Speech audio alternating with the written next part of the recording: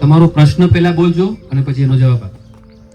જો હું દીકરી હોઉં તો એમ, અથવા મને દીકરીનો જન્મ મળ્યો હોત તો એમ ને.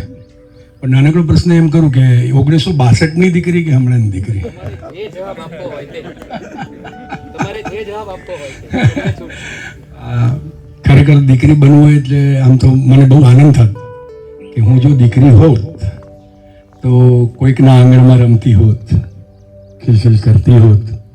અને એ લોકો કહે ને કે ભાઈ દીકરી તો આપણો આંગણાનો છોડ છે અને એ ખીલે અને એને જોઈને બાપને વિશેષ આનંદ થાય. તો મને પણ એવી ઈચ્છા થાય કે જો હું દીકરી હોત તો ખરેખર આવી રીતે ઘરમાં દોડાદોડ કરત, બાપા પાસે થોડા ત્રાગા કરત કે મને આ જોઈએ છે, આ જોઈએ છે, આ જોઈએ છે. લાલી લિપસ્ટિક જે પણ દીકરીઓને ગમતી વાતો છે એની માંગણી પણ કરત, ખૂબ ધમાલ કરત, ખૂબ રમત અને મા બાપનો પ્રેમ લઈને મોટી થાત. પણ આગળ જતાં મને એમ થાય કે દીકરી જો હું હોત તો એવું સમાજમાં મને પણ સાંભળવા મળે કે ભાઈ દીકરી તો બે કુટુંબને તારે. આવું મને પણ સાંભળવા મળે જ ને. જેવી રીતે આજે બધી દીકરીઓને સાંભળવા મળે છે એવી રીતે મને પણ સાંભળવા મળે. તો એ હું પણ એવું વિચારત કે ખરેખર હું મોટી થઈ મારા મા બાપનો પ્રેમ લઈને અને એમણે બધું મને સંરક્ષણ આપ્યું, સંભાળ આપી. તો હવે મારે પણ જે દીકરીમાં જે ગુણ હોય એ ગુણ મારામાં લાવવા જોઈએ એનો માટે પણ હું પ્રયત્ન કરત.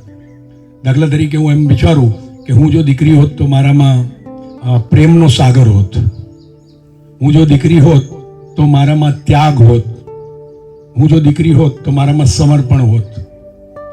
હું જો દીકરી હોત તો હું કોઈનામાં મર્જ થઈ જવાનો પ્રયત્ન કરત. આ મને એવું લાગે છે કે જો હું દીકરી હોત તો આ બધા ગુણો હું લાવવાનો પ્રયત્ન કરત અને મારું જીવન હું સાર્થક કરત.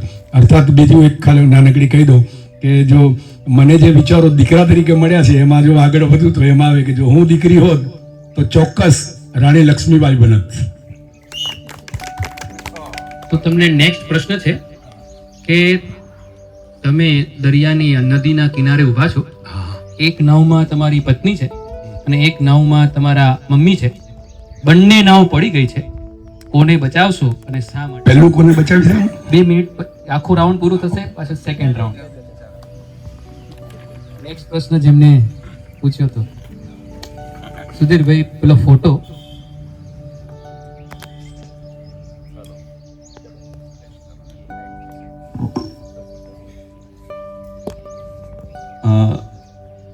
આ ફોટો મારી ડોટરના ફર્સ્ટ બર્થડેનો છે સાહેબ.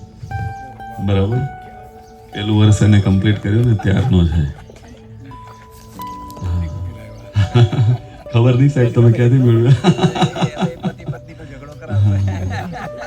એ સમયે શું થયું હતું એ મારે જાણવું છે. એ સમય વિશે કેવું છે? એ સમય વિશે શું થયું?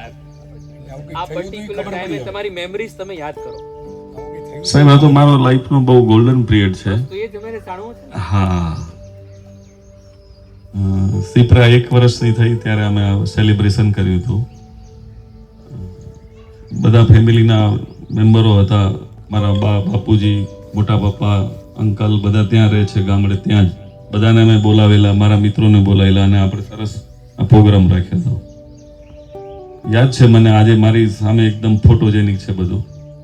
હા, ત્યાં સિપ્રાને અવેરનેસ નથી પણ અમે બધે એન્જોય કર્યું હતું બહુ સારી રીતે.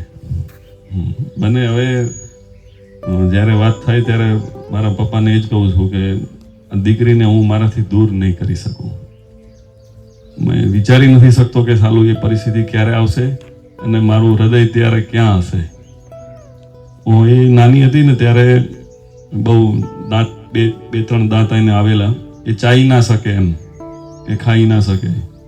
તો હું ઓફિસથી આવું સાંજે એટલે પા કરીને મારી જોડે આવે અને મારા મોઢા સામું જોવે એમ.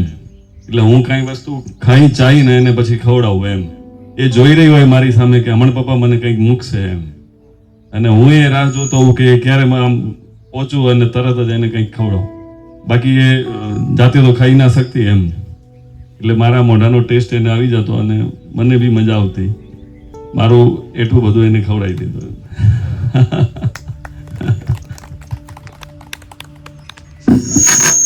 તમારો નેક્સ્ટ પ્રશ્ન એ છે જે તમારે સેકન્ડ રાઉન્ડમાં બોલવાનો છે કે જો તમારા સંતાનો ઇંગ્લિશ મીડિયમમાં ભણતા હોત, કારણ કે અત્યારે હું જાણું છું બંને સંતાનો ગુજરાતી મીડિયમમાં ભણે છે, જો ઇંગ્લિશ મીડિયમમાં ભણતા હોત તો એનામાં શું સારા અને શું ખરાબ ચેન્જ આવ્યા હોત? નેક્સ્ટ અમિતભાઈ. પ્રશ્ન એવો હતો કે ભગવાન 20 દિવસ માટે ઘરે આવે તો શું કરતે એમ. આ મારા લાઈફ એક્સપિરિયન્સ સાથે જોડીશ તો 2008માં મેરેજ થયા પછી લગભગ 2010માં વી હેડ ફર્સ્ટ ચાઇલ્ડ, દીકરો આવ્યો અને ટ્રેજેડી કે 4 દિવસની અંદર એક્સપાયર થઈ. It was a Sunday. એની તબિયત બહુ ખરાબ થઈ અને જુનાગઢમાં હતા, પણ એટલા બધા ફેમિલી મેમ્બર્સ, દીકરો આવ્યો એટલે બધા સાથે આવે અને એમને સાચવવામાં એની તબિયત ક્યારે બગડી ખ્યાલ જ ના રહ્યો. અને લગભગ 2 કલાક પછી ખ્યાલ આવ્યો. ડૉક્ટર્સ રવિવારે મળે નહીં એટલે મેડિકલ ટ્રીટમેન્ટ માટે ભાગાદોડી કરીને ઇમરજન્સીમાં પહોંચ્યા, પણ વી કુડન્ટ સેવ એમ. પણ પછી જ્યારે સેકન્ડ ચાઇલ્ડ માટે બંને નક્કી કર્યું હતું કે ભગવાન જેમ બેન કહે છે કે એક સારી આત્માને લાવવા માટેનું, એટલે અમે લગભગ બધા જ સંસ્કારો કર્યા દિગીશા માટે. એટલે એ જ ત્યારથી જ એવું નક્કી કર્યું હતું કે આપણે કોઈ એક સારી આત્માને લાવી છે, એટલે સારા વ્યક્તિત્વને લાવવું છે, તો એને ઇમ્બાઇબ કરવા માટે થઈને જે બી પ્રોસેસ કરવી પડે આપણા મન ઉપરની, આપણી આત્મા માટે, એ અમે પ્રયત્ન કર્યા, સંસ્કાર કર્યા. અને પછી જ્યારે દિગીશાનો જન્મ થયો તો એ કહેવાય ને કે દરેક માતા પિતા માટે ફર્સ્ટ ચાઇલ્ડની જે હેપીનેસ છે આજની તારીખમાં પણ લગભગ 12 વર્ષ થશે દિગીશાના, પણ મારા માટે હજુ એવી જ છે જે પહેલા દિવસે મેં જ્યારે એને હાથમાં લીધી હતી ત્યારે. એટલે એ નક્કી અત્યારે રિયલાઇઝેશન ત્યારે એવું કર્યું હતું કે ભાઈ એવો સંકલ્પ કે એવું નિર્ધાર કર્યો હતો કે આ જે બાળક છે એને આપણે આ દુનિયાની અંદર ફિટ થઈ જાય, મતલબ એ એક સારી વ્યક્તિ બનીને જીવન ગુજારે એના માટેનો પ્રયત્ન કરીશું. એ જીવનના સંઘર્ષોમાં ધીરે ધીરે એ હેતુ ભૂલાતો ગયો 12 વર્ષની. પણ તમે આ પ્રશ્ન પૂછીને મને ફરીથી વિચારતો કરી દીધો છે કે પ્રભુ આવશે ત્યારે તો આવશે, પણ જે મારી સાથે 2 એવા બાળકો છે જે પ્રભુના સંતાનો છે એને ખરેખર 20 વર્ષ સુધી હું એવી જગ્યાએ લાવીને પાછું મૂકીશ કે ખરેખર એને એમ લાગશે કે ભાઈ મારા માતા પિતાએ જેમ અમારા માતા પિતાએ અમને એવી જગ્યાએ મૂક્યા ઉછેર કરીને કે ભાઈ જીવનના બધા જ સંઘર્ષોની સામે ઊભા રહી શકીએ, તો એની એવી કાળજી લેશું મારા કે એને એવી જગ્યાએ મૂકીશું, એવા લાયક બનાવીને મૂકીશું જેથી કરીને જીવનના દરેક સંઘર્ષોની સામે એ ઊભા રહી શકે. મારા મમ્મી છે એ ઠાકોરજીના પેલા અમારી ઘરે બાલકૃષ્ણ બેસાડેલા છે. હા, એટલે એ સવારે ઉઠીને એના કપડાં બદલે, એનો પ્રસાદી મૂકે, નાયા વગર અંદર જાય નહીં. એટલે ઘણા એને સ્વાધ્યાય સાથે જોડાયેલા છે. એટલે હવે શું છે કે ખાઈએ પીએ છે સ્વાધ્યાય સાથે, એટલે સ્વાધ્યાયનો દાદાજીનો દ્રષ્ટિકોણ આવી જ જાય છે. હવે એને મને માફ કરશો એના માટે, પણ પુષ્ટિ માર્ગની અંદર એ સમજાવે છે કે ભાઈ તમે ખરેખર શા માટે એક કરવાનું એમ કે ભાઈ ભગવાન આવે તમારી સાથે, તમે એની મૂર્તિને પૂજો, પણ ક્યારેય તમે બાળ કૃષ્ણ છે એને પૂજો ત્યારે તમે એને લાલા કરાવો, એને પારણા કરાવો કે એને ખવડાવો, સારામાં સારી મીઠાઈ બનાવો, એના કપડાં બદલો, વાઘા બદલો, બધું જ કરો, ગાય મૂકો, એની રમકડા મૂકો, બધું જ કરો એને. એટલે તમે એને રમાડો છો, કારણ કે નાનકડું બાળક છે. જ્યારે પ્રભુ તમારું નાનકડું બાળક બનીને આવે ત્યારે તમે એને ખુશ રાખવાના પ્રયત્ન કરો છો. ઘરની અંદર જ્યારે માતા પિતા કે પતિ પત્ની વચ્ચે ઝઘડો થતો બાળક આવે ને ત્યારે તમે ઝઘડો ના કરો, રાઈટ? એ તમે તમારા પર્સનલ, એટલે બાળકની ઉપર એની શું અસર થશે એના માટે તમે પૂરતી કાળજી લો છો. એટલે એ જ વસ્તુ જ્યારે પ્રભુ મારી ઘરે આવે છે ત્યારે હું એ બધું ધ્યાન રાખતો હોઉં તો મારા ઘરનું પણ વાતાવરણ એવું હું કરું કે બાળકને એની નેગેટિવ ઇફેક્ટ્સ ન જાય. એટલે કે મારા ઘરના પ્રશ્નો છે, મારા પોતાના પ્રોબ્લેમ છે, મારા બાળક સુધી ના જવા જોઈએ. એ દરેક માતા પિતાની હેતુ હોય, પણ ક્યારેક આપણે આપણા સંઘર્ષોની અંદર એ વસ્તુ ભૂલી જતા હોય છે કે મારે બાળકની અંદર શું ઇમ્બાઇબ કરવાનું છે, મારા સંતાનની અંદર શું આપવાનું છે. જો એ એના માટે હું કોન્સ્ટન્ટ વિજિલન્ટ રહીશ તો જ હું મારા બાળકને એ રસ્તા સુધી હું લઈ જઈશ. આઈ એમ સોરી ટુ સે, પણ સ્પેસિફિકલી ઘણી વખત આપણે એમ થતા હોય કે બાળકને છૂટ આપીએ, પણ બાળકને ખબર જ નથી પડતી કે મારા માટે સારું શું છે, ખરાબ શું છે. ત્યારે માતા પિતાએ કંટ્રોલ કરવો જ પડે કે નહીં, તારે આમ જ ચાલવાનું છે. તો એના માટે છૂટ તને છે જ નહીં. પાણીનો પ્રવાહ જે છે એ સીધો નદીના કિનારા પકડીને ચાલે તો જ નદી બને અને સમુદ્રને મળી શકે, નહીં તો આજુબાજુના ગામોની અંદર પૂર જ લાવે.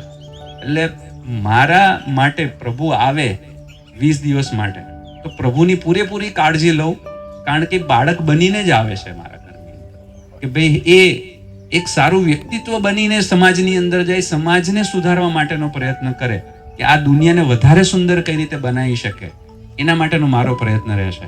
કે 20 દિવસ આવશે તો હું એને એવી જ રીતે સાચવીશ જેવી રીતે હું મારા બાળકને સાચવું છું. અમિતભાઈ, નેક્સ્ટ તમારો પ્રશ્ન એ છે કે તમે રેલવે સ્ટેશન પર બેઠા છો અને કોઈ અજાણી વ્યક્તિ તમારી પાસે આવીને બેસી જાય અને તમારે ફરજિયાત તમારા મનની ભડાસ કાઢવી છે, તો એની સાથે જે ભડાસ કાઢો એ અમારી મને કહેજો. નેક્સ્ટ કદાચ મિક્સ પહેલા પ્રશ્ન પછી. મારો પ્રશ્ન એ હતો કે તમારા બેસ્ટ ફ્રેન્ડના ખરાબ ગુણો કહેવાય. તો મારો બેસ્ટ ફ્રેન્ડ છે સુનિલ બરમોરા, મારી સાથે એલએનમાં જ ફિઝિક્સ ભણાવે છે. હા, મારી સાથે. તો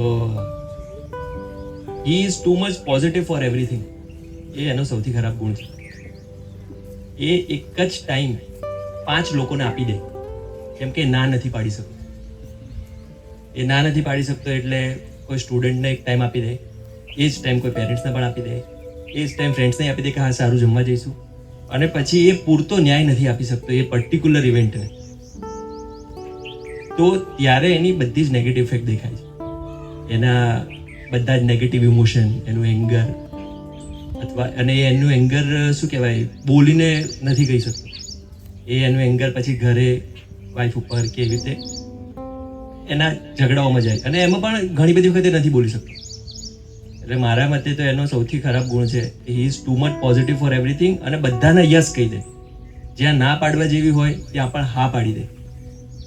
બરાબર. અને એ ગુણ મને પર્સનલી ઘણા બધા વર્ષો પછી મને પોતે એવું જાણવા મળ્યું કે જો કોઈ વસ્તુમાં આપણને અધકચરું હા હોય ને તો દેટ ઇઝ નો.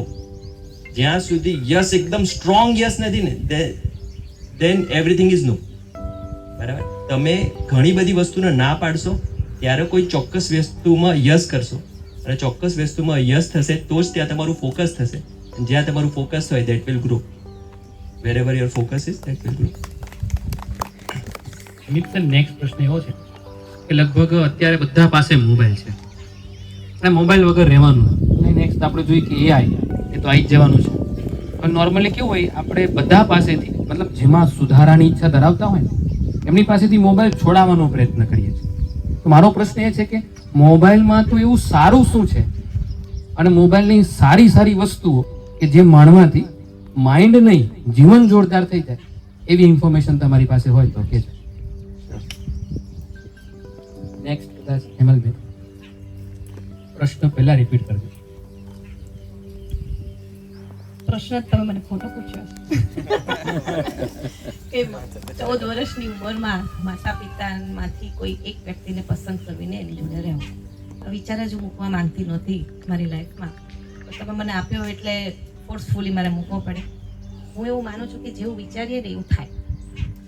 એ લખેલું છે જીવન ચક્રમાં. આપણે જે વિચારીએ ને એ થાય જ છે, અને જો એ વિચારી સ્ટ્રોંગેસ્ટ તરીકે વિચારીએ ને તો એ કમ્પલસરી થાય. એટલે વિચારની ઉપર કંટ્રોલ લાવવી અઘરી છે, પણ યોગમાંથી આવીને હું શીખી ગઈ છું. એટલે અહીંથી હું એ તમારો સ્ટોપ કરીને જ જઈશ. હવે તમે મને પૂછ્યું કે કોની સાથે હું રહીશ, પણ એવું શક્ય જ નથી કે મા કે બાપમાંથી કોઈને એકને સિલેક્ટ કરવો. એવી પરિસ્થિતિ હું આવવા જ નહીં દઉં, કેમ કે બાળક જ એક કડી છે જે માતા પિતાને જોડી રાખે. મારો 100% પ્રયત્ન એવો રહેશે કે બેમાંથી એકને નહીં પણ બંનેને સાથે રહીને હું ત્રીજી પણ સાથે રહીશ. આજકાલ એવું છે કે પ્રશ્ન એટલા માટે મારા મનમાં જન્મ્યો કે પપ્પા અને મમ્મી આ બંને બાળકોને વેચી કાઢે. એનું કારણ ક્યાંક બાળક છે ને મમ્મી પપ્પાને ક્યાંક પહેલા વેચતો હશે. એટલા માટે, કારણ કે છોકરી તો પપ્પાની અને છોકરો એટલે પપ્પાનો, મમ્મીનો. આ જે વહેંચણી થઈ રહી છે ને, એ વહેંચણી શા માટે થઈ છે, એવું તો કયો ગુણ છે જ્યાં વહેંચણી કરી રહ્યો છે, બસ એ જાણવું. એના લીધે આ પ્રશ્નનો જન્મ થયો. ખરેખર એક નોવેલ વાંચી હતી, એની અંદરનો આ પ્રશ્ન હતો, એટલા માટે આ પ્રશ્ન પૂછ્યો. એક ખરેખર એવી એક છોકરી છે જેને એની બુક લખી છે. મેં કદાચ ઘણા લોકોને ક્લાસમાં ભણાવ્યું છે ને એમ કહ્યું છે. બુકનું નામ છે કે હાય હું ન હોત તો. એની અંદર છેલ્લે એને એવું લખ્યું છે કે આ જીવન કરતા સારું હોત કે મારી જોડે મા બાપ ન હોત. આવું એ છોકરીએ લખ્યું છે. એનું કારણ એક જ વસ્તુ હતી કે ડિવોર્સ. એમની વચ્ચે ડિવોર્સ થઈ ગયો હતો એટલે એને લખ્યું. અને ડિવોર્સ થયો એના પછી એમના પપ્પાએ જે ઘર એ એમના વાઈફ માટે બનાવ્યું હતું એમના પરથી એનું સુસાઇડ કરી દીધું. અને એ ઘર હવે એવા વ્યક્તિના નામે છે જે વ્યક્તિ સાથે કોઈ સંબંધ નથી, કારણ કે એના મમ્મીએ બીજા મેરેજ કર્યા, એમના પાછળ બીજા હસબન્ડનું નામ લાગ્યું. એટલે એ ઘર હાલમાં અમદાવાદમાં એ જ પરિસ્થિતિમાં છે. અને એ છોકરી એ રસ્તામાંથી પસાર થઈ અને એને જોયું કે નાનપણમાં આ જ ઘર સાથે મારો કોઈ સંબંધ છે. અને ત્યાં જતા જતા એના વિચાર આવ્યો કે આના કરતા તો મા બાપ ન હોત તો સારું. સૌથી મોટી ભૂલ તો મા બાપની ને. એટલે એ જ કે બાળકના વિચાર આવે ક્યાંથી? જો તમે કેપેબલ એકબીજા જોડે નથી રહેતા, એટલે કે એકબીજા જોડે કમ્ફર્ટમાં નથી જીવતા, તો તમારો હક જ નથી કે તમે સંતાન લાવો. હવે જો એવું પણ વિચારી લઈએ કે ડિવોર્સની પરિસ્થિતિ આવી એ છોકરીમાં, પણ દરેક માણસ સુખની શોધમાં છે. સુખ કેવું સુખ? ભૌતિકતા સુખ. તો દરેકનું જીવન એવું તો હોતું જ નથી કે સિમ્પલ વેથી જતું રહે, બધાને કંઈક ને કંઈક. પણ જ્યારે એક સ્ત્રીમાં એવું છે ને કે લેટ ગો કરવાની વૃત્તિ વધારે આપેલી છે ભગવાને, તો આઈ થિંક એનું પણ પેરેન્ટ્સમાંથી કોઈ બંનેનું એકનું સમાજ એવામાંથી પસાર થઈને આવ્યું છે કે જેથી એકબીજાથી છૂટું પડવું, એકબીજાને સાથે રહીને જીવવું કેવી રીતે રહે એની સમજણ બેમાંથી એકને નહીં મળી હોય ત્યારે એ પરિસ્થિતિ ઊભી થઈ. એમાં બાળકનો વાંક નથી, પેરેન્ટ્સનો જ વાંક છે. હું તો એ જ કહીશ. સફર બાળક થયું છે, પણ એ વિચારવા જેવું છે ને એના પેરેન્ટ્સને કે આપણે બાળકને શું નથી આપી શકતા, તો તમે જે આપો છો એ પણ સંતોષપૂર્વક આપો. પણ અત્યારે થાય છે કેવું કે છોકરો હોય ને એને ડોક્ટર બનાવવો હોય, પણ છોકરી હોય ને એને ડોક્ટર નથી બનાવવો. એ બંનેમાં ડિસ્ક્રિમિનેશન થાય છે. અથવા તો છોકરાની ઇમ્પોર્ટન્સ વધારે મળી રહ્યો છે અને છોકરીની ઇમ્પોર્ટન્સ ઓછું મળી રહ્યું છે. અને એ મા બાપ જાણે છે કે આવું થઈ રહ્યું છે. એ આપણી વર્ષો જૂની પદ્ધતિ જ એવી છે. વર્ષો જૂની તો બહુ સારી હતી, નહીં. અત્યારની પદ્ધતિ બહુ ખરાબ છે. અત્યારની સારી છે. ઉલટાની વચલો જે માર્ગ હતો ને કે જ્યાં સુધી માતાને પુત્ર ના આવે ત્યાં સુધી છોકરી, જ્યાં સુધી પુત્ર ના આવે ત્યાં સુધી એને કરવું જ પડે, બરાબર? એટલે એને થોપવામાં આવેલું હતું કે બાળક પુરુષ જ હોવો જોઈએ, એટલે મીન્સ પુત્ર જ આવવો જોઈએ. જો પુત્રી આવી તો તમારું કામ ખતમ. એટલે માની ઉપર એટલું બધું પ્રેશર હોય કે જો હું પુત્ર નહીં આપી શકું અને પુત્રી આવશે તો મારું જીવવાનું નષ્ટ જ કરી નાખશે. એ પદ્ધતિ આપણેમાં આવેલી જ છે. એવું મારામાં પણ બન્યું જ છે. નાનકડી તમે જે વાત કરો છો ને એ વચ્ચેનો જે કાળ છે ને, ગુલામીનો કાળ, મોગલ અને અંગ્રેજોનો કાળ જે છે એની તમે વાત કરો છો. જો પ્રાચીન કાળમાં તમે જશો તો તમને એ જોવા મળશે કે દીકરીઓનું વર્ચસ્વ ખૂબ જ હતું અને દીકરીઓને પણ એટલું જ સન્માન. ઉલટું આપણામાં તો એવું કહેવાય છે યત્રના રસ્તો પૂજનતે તત્ર રમંતે દેવા. એ હમણાંનું નથી, અતિ પ્રાચીન પહેલાંથી કહેવામાં આવ્યું છે. એટલે સ્ત્રીને પહેલાંથી બહુ જ મહત્વ છે અને રહેવાનું છે.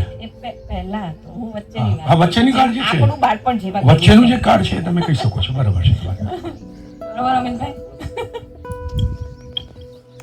તમારો નેક્સ્ટ પ્રશ્ન છે એ પ્રેગ્નન્સી દરમિયાન તમને કેવું ફીલ થતું હતું અને જન્મ પછી, બાળકના જન્મ પછી તમને કેવું ફીલ થયું? ખાલી એ જ કાળ દરમિયાન તમારી ફિલિંગ્સ કહેવાની. નેક્સ્ટ પ્રશ્ન કદાચ આયુષીને હતો. પ્રશ્ન પહેલા પછી જવાબ. મારો પ્રશ્ન હતો કે જો હું છોકરો હોત તો પહેલા તો એમ જ કહેવા માંગીશ કે છોકરી જો આ પ્રશ્ન થોડા સમય પહેલા પૂછવામાં આવ્યો હોત કે આજથી થોડા વર્ષો પહેલા, તો હું પણ કદાચ વુમન એમ્પાવરમેન્ટની જ વાતો કરતી હોત કે છોકરો તરીકે મારે આવું કરવું જોઈએ, સ્ત્રીઓ માટે આમ કરવું જોઈએ, અથવા તો ઇક્વાલિટીની વાતો થતી હોત. પણ એવું એકચ્યુઅલી નથી. એ મને ઘણા મતલબ મોટા થયા પછી હવે મને સમજાય છે કે એકચ્યુઅલી એવી વાત નથી. તો જો હું છોકરો હોત તો સૌથી પહેલાં તો હું એ કામ કરે કે એક ઘરમાં એક દીકરા સાથે કે ઘરના પુરુષ સાથે જે એક્સપેક્ટેશન્સ રાખવામાં આવે છે કે છોકરીઓ સાથે પણ રાખવામાં આવે છે કે એક સારી દીકરી બને, પછી એક સારી પત્ની બને, જેમ કીધું એમ 2 ઘરને તારે, એના છોકરાઓને સારા સંસ્કાર આપે. અને હવેનો જમાનો બહુ કોમ્પિટિટિવ છે, તો એ પોતે ઇન્ડિવિજ્યુઅલી પણ કંઈક સારું કરે, પોતાની ઓળખ બનાવે, અને પછી છેલ્લે એક સારી માતા પણ બને. પણ એ પ્રેશર પુરુષોમાં પણ ઇક્વલ જ હોય છે. પણ એકચ્યુઅલી એવું છે કે ખાલી સ્ત્રીઓનું આપણે કંઈક વધારે જ હાઇલાઇટ કરી દીધું છે. તો આ વસ્તુ ક્યારે સામે આવી જ નથી કે જેને આપણે કહીએ છીએ કે આપણો સમાજ જે પુરુષ પ્રધાન છે, તે પુરુષ પ્રધાન સમાજમાં આઈ થિંક પ્રેશર પણ એટલું વધારે જ હોય છે પુરુષો ઉપર. તો સૌથી પહેલાં મારા પ્રયત્નો હશે કે હું એને ઓછું કરું. એ જે ઈચ્છાઓ જે રાખવામાં આવે છે કે એક છોકરા તરીકે તારે ઘરને આગળ લાવવાનું છે, કે અથવા તો તમારા મા બાપ જે સંઘર્ષો ભોગવતા આવ્યા છે, એક હદ આવી જશે જ્યારે એ લોકોની, તો પછીથી એ સંઘર્ષો તમારા થઈ જશે. મતલબ એ પાસ ઓન થાય. એ લેગસી આપણે કહીએ કે એમાં સારી વસ્તુઓ પણ પાસ ઓન થાય ને ખરાબ પણ થાય. મા બાપના જો સુખો તમને મળતા હોય વારસામાં, તેમના દુઃખ પણ મળતા જ હોય છે. એ પછી એ છોકરો હોય કે છોકરી હોય. તો હું એવું ઈચ્છીશ કે જે સુધાર છોકરીઓ માટે આવવા જોઈએ, એ કોઈ પણ રીતે હોય, ભૌતિક રીતે હોય કે પણ, તો એ સુધાર છોકરાઓ માટે પણ થવા જોઈએ. તો મારા પ્રયત્નો સૌથી વધારે એ તરફ થશે. અને જો ઇન્ડિવિજ્યુઅલી કોઈ વ્યક્તિ પોતાને સુધારી શકતું હોય, આપણે બધા જો પોતાનામાં જ ટ્રાય કરીએ, તો મને નથી લાગતું કે આપણે સમાજને સુધારવાના કોઈ કેમ્પેઇન ચલાવવાની જરૂર છે. કારણ કે જો આપણે બધા જ સુધરેલા આવીશું તો આપણે બધા જ મળીને સમાજ બનાવીએ છીએ. તો એ જ જરૂરી છે. નેક્સ્ટ પ્રશ્ન આયુષની એ છે, જીવનનો બેસ્ટ પ્રવાસમાં થયેલો એક્સપિરિયન્સ કહેવાનો છે. કોઈ ટૂરમાં ગયા હોય એનો બેસ્ટ એક્સપિરિયન્સ પર્સન સાથે રિલેટેડ. નેક્સ્ટ પ્રશ્ન. મારો પ્રશ્ન એ હતો કે અત્યારે એડવર્ટાઇઝમેન્ટ કરશો તો કઈ વસ્તુની કરશો એમ. તો અત્યારે એડવર્ટાઇઝમેન્ટ કરવી હોય તો હું ધર્મના વિજ્ઞાનની એડવર્ટાઇઝ કરીશ. આપણા ધર્મ તો ચાલીએ જ છે આપણે, પણ એના દરેક વસ્તુની પાછળ વિજ્ઞાન રહેલું છે. મેં સ્વાધ્યાયમાં જઈને જે જાણ્યું છે કે દરેક વસ્તુ, દરેક આપણે ક્રિયા કરીએ છીએ એ દરેકની પાછળ તર્ક રહેલો છે. આજે આપણે બધા ધર્મ તો જાણીએ છીએ કે ભગવાન છે, આ છે તે, પણ એનો જે તર્ક છે, એના સ્વભાવનો જે તર્ક છે, દરેક ક્રિયાની પાછળ તર્ક છે. આપણું વિજ્ઞાન ને વેદ એટલું વિશાળ છે ને કે એટલું વિજ્ઞાન આજે પણ સંભવ નથી. તો એ જે વિજ્ઞાન ક્યાંક છુપાઈ ગયું છે એમ. ધર્મ તો આગળ વધ્યો પણ એની પાછળનું જે વિજ્ઞાન છુપાઈ ગયું, એ તાર્કિક બુદ્ધિ દરેક આપણે ડિબેટ કરીને પહેલા સ્વીકારતા હતા દરેક વસ્તુ એમ.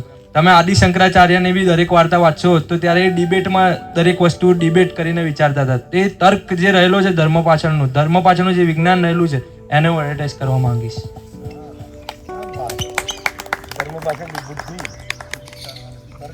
નેક્સ્ટ પ્રશ્ન એવો છે. અમિતભાઈ, એક નાનકડી ટિપ્પણી કરી શકો? હા મોસ્ટ ખાલી ના કોઈ વાંધો નહીં. ભગવાનની દયા થોડો મોટો અવાજ છે, પહેલેથી કૃપા છે એટલે ઈશ્વરની, મને એમનો જ ફાવશે. આપણે ધર્મ અને વિજ્ઞાનની વાત કરીએ, અને જેમ તમે કીધું કે ધર્મની પાછળ વિજ્ઞાન રહેલું છે, તો એ વાક્યનો અર્થ એવો થાય છે કે વિજ્ઞાન ધર્મનું જનક છે. હું શાબ્દિક અર્થની વાત કરું છું, તમે જે વાત કરી એનો. મારો પ્રશ્ન એ છે, વિજ્ઞાન ધર્મનું જનક છે કે ધર્મ વિજ્ઞાનનો જનક છે?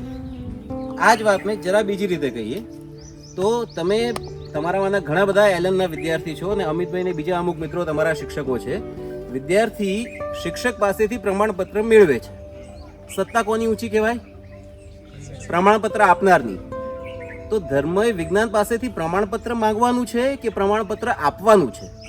આ વિષય પર વિચાર કરીશું તો આપણે શબ્દોને ક્યાં કેવી રીતે પ્રસ્તુત કરીએ છીએ એનામાં સહેજ ઊંડા ઉતરાશે અને ખ્યાલ આવશે. કારણ કે આજકાલ એક નવી ફેશન છે કે મારે અહીંયા આગળ ચાંદલો કરવો છે. દરેક સંપ્રદાયનો અલગ હોય, કોઈ કંકુ હોય, કોઈ ચંદન હોય, જે પણ હોય, તો એની પાછળ એક વિજ્ઞાન રહેલું છે. હું કોઈને ચરણ સ્પર્શ કરું છું, જમણા પગના અંગૂઠાને અડું છું, જેથી મને એમના ગુણો મળે કે જમણા પગનો અંગૂઠો USB પોર્ટ તો નથી ને. આપણે ધર્મ સાથે જોડાયેલ આખા ભાવ વિશ્વને ભૌતિક જગતમાં સીમિત કરવાનો પ્રયત્ન કરી રહ્યા છીએ, કારણ કે આપણે ધર્મની પાછળ વિજ્ઞાનને શોધીએ છીએ. ધર્મ એ છે જે વિજ્ઞાન નથી સમજાવી શકતું. એટલે ક્યારેક એમાં ઊંડા ઉતરીશું. પછી પ્રશ્ન એ છે કે 1000 કરોડ રૂપિયા મળી જાય તો શું કરવાની ઈચ્છા છે, અને એ પણ 15 દિવસમાં જ કરવાનું છે. નેક્સ્ટ પ્રશ્ન કદાચ મીતને હતો. મારો પ્રશ્ન એ હતો કોઈ મારા આઈડિયલ કોણ, આદર્શ કોણ? તો મારા આદર્શ કહું તો એક પપ્પા ને બીજા એક છત્રપતિ શિવાજી મહારાજ. કેમ કે મારા પપ્પાનો એક જ ગુણ છે જેના લીધે મારો આઈડિયલ છે. તો એવું નથી કે બધા કે પપ્પા આઈડિયલ છે, પપ્પા આઈડિયલ કહી દીધું, પણ લાઈફમાં ગમે તેટલા પ્રોબ્લેમ આવે, ગમે તેટલી ખરાબ સિચ્યુએશન આવી, તો એમને પોતાનું રૂટીન કદી નથી છોડ્યું. જેમ મારા લાઈફમાં ખરાબ સિચ્યુએશન આવી, મેં કહી દીધું મારે ભણવાનું છોડી દેવું. મમ્મીએ ખરાબ થયું, એમ કહી દીધું આજ મારે રસોઈ નથી બનાવી. પણ પપ્પાએ કદી એવું નથી કીધું કે આજ હું જોબ ઉપર નહીં જાઉં, કાંઈક સવારે ઉઠીને હું મતલબ જોબ છોડી દઉં, મારે જોબ ઉપર નથી જવું.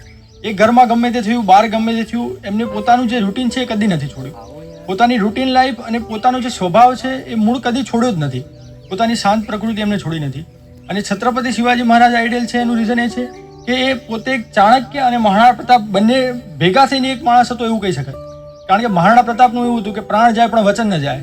હું મારી મેવાડની ધરતી ના છોડું, ભલે મારો જીવ જતો. પણ છત્રપતિ મહારાજનું એવું હતું કે જીવે પણ કેમ જાય, વચન પણ કેમ જાય. તો જીવ જાય તો મારું સ્વરાજ્ય કેવી ઊભું થાય.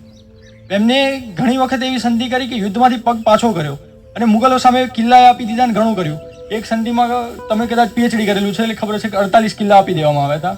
એમાં કોંઢાણા પણ સામેલ હતું, ગઢ કહેવાતો હોય. હા, પુરંદરની સંધિ. એટલે શિવાજી મહારાજનો એ ગુણ હતો કે પોતે પોતાની જાતને પણ બચાવી રાખો અને પોતાના કાર્યને પણ બચાવી રાખો.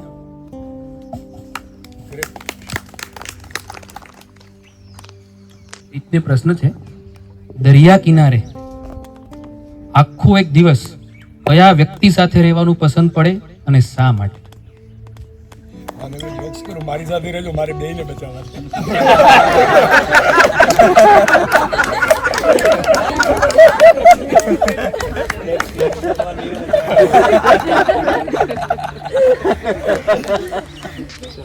લાઈફ ગળે એક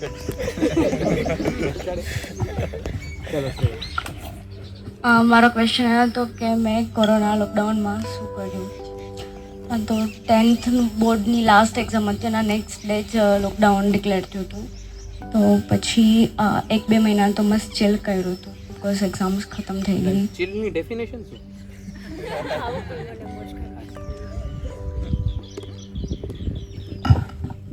પછી ઓનલાઈન સ્ટડી સ્ટાર્ટ થયું હતું. એટલે 11thમાં સાયન્સ સ્ટ્રીમ લીધી હતી, એટલે પછી એમાં ઓનલાઈન સ્ટડી સ્ટાર્ટ થયું હતું. રોજના લેક્ચર્સ હતા, બપોરે 2 વાગે સ્ટાર્ટ થતા એન્ડ સાંજે 7-7:30 વાગ્યા સુધીના હતા.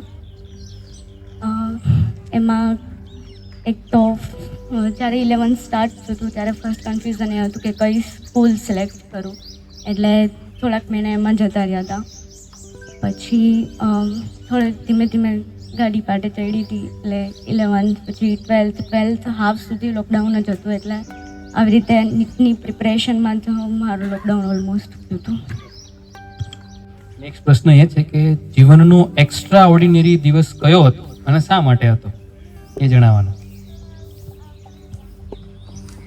મારો ક્વેશ્ચન એ હતો કે એવું કોઈ ફંક્શન કે જેમાં મને હર્ટ થયું હોય, એવું તો કોઈ હજુ લાઈફમાં એવું બન્યું નથી. બટ MBBS કરવું હતું ને છોડીને BAMS કર્યું, એ વધારે હર્ટ થયું. બટ હવે તો ખુશી છે કે હું જે કરું છું એ બેસ્ટ કરું છું. અને આપણે કસકને છૂટ આપીએ છીએ. નેક્સ્ટ એનો ક્વેશ્ચન છે કે એને ક્વેશ્ચન પૂછવાનો છે આ બધામાંથી જેને સિલેક્ટ કરવા હોય, કોઈ એકને જ પૂછવાનો, અને જે પૂછવું હોય એ પૂછશે. એટલી એને છૂટ આપીએ છીએ.